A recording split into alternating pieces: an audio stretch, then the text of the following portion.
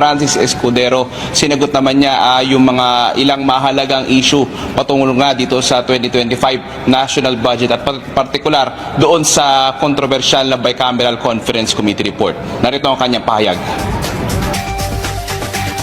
Palapit ng eleksyon, ang kulay politika ay masyadong matingkad sa ngayon at siguro sa mga susunod na araw, huwag na tayong magulat sa mga dagdag pang mga kwento, atake o pagpuna tulad nito dahil tila naglinyahan na sila sa buhangin kung sino ang sa kaliwa, sino ang sa kanan, sino ang sa pula at sino sa puti.